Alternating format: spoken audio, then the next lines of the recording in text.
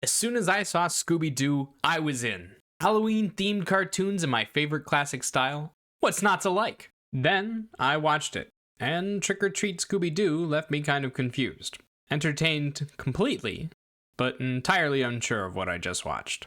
The atmosphere, the jokes, the voices, all of it reminds me of the classic cartoon. But the story is just a little weak. Hello and welcome to my channel. Here I review new movies and television shows and try to release a new review every weekday. Today, we're talking about Treat Scooby-Doo. It's an animated mystery/adventure story that follows the Mystery Inc. gang as they solve another case. It's directed by Audie Harrison and written by Daniel McClellan, Laura Pollock, and Audie Harrison. It stars Matthew Lillard, Greg Griffin, and Frank Welker. As a movie, it's a fun hour and change that follows all of the same tropes and patterns that the Scooby-Doo franchise is known for. It's got fun montages with great music, silly visual gags, and a lot of supernatural hijinks that will ultimately prove to have human origins. The story follows the Mystery Inc. gang as they track down and arrest Coco Diablo, the head of a costume crime syndicate that has been after them for years. With Coco in jail, the crew can finally enjoy a break. Wrong! All of a sudden, the Scooby-Doo crew is accosted by ghosts at the Coolsville Fair.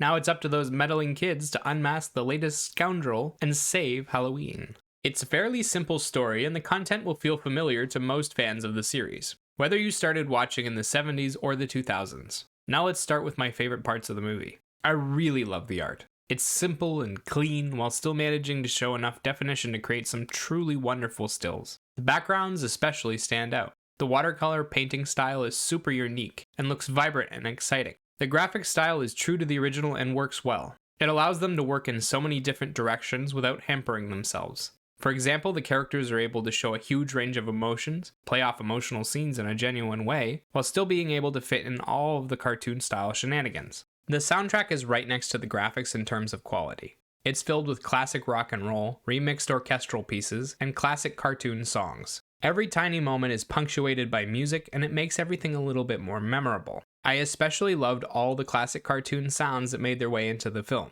They took me right back to being a kid watching TV on a Saturday. On top of an amazing soundtrack and wonderful graphics, the cast does an incredible job of recreating the original voices and personalities. Everyone looks and sounds exactly like they're supposed to. It's hard to pick a standout performance, given that everyone in the film is doing standout work. I'd say Fred was my favorite, with Shaggy coming in at a close second. Frank Welker brings a level of understated obliviousness to Fred that is hilarious, and his comedic timing is on point. Try to Stop Smiling had me belly laughing. Matthew Lillard nails the classic Shaggy voice, and his comedic chops are nothing to scoff at either. He was great as Shaggy, and I'm happy to see this guy continuing to get work. I loved his portrayal in the live-action film, and hearing his voice always takes me back to it. Now on to the one and only negative section of the film, the writing. Scooby-Doo's stories have never been all that deep or well written, and this movie isn't an exception. It does one thing well and does a passable job of everything else. The jokes are hilarious. They come hard and fast, and at least one of them will get you because there's a joke here for everyone.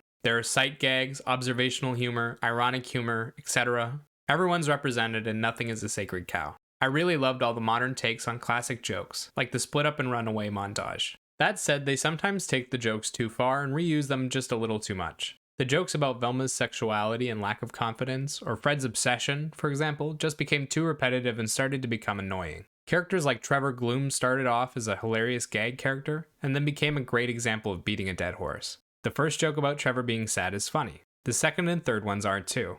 But the fourth, fifth, sixth, and seventh were a little mean-spirited. Despite its short runtime, the film feels long and drawn out for how little it presented to the audience in terms of content. The movie could easily have cut out 20 minutes of repetitive jokes and nothing would have changed. The villain and his motivations feel like a lazy attempt at meta-commentary, and while I understand it's true to the origins of Scooby-Doo, I still think it's lazy writing. The movie does a lot of commentary on current society and even ends the film with a psychological horror vibe aimed at mocking corporate greed. They're good jokes, and some of it is even interesting commentary, but most of it is so on the nose that it just feels preachy. I enjoyed Treat Scooby-Doo, as it felt like a blast from the past. The jokes, the music, the art style, all of it reminds me of the cartoon I used to watch as a kid.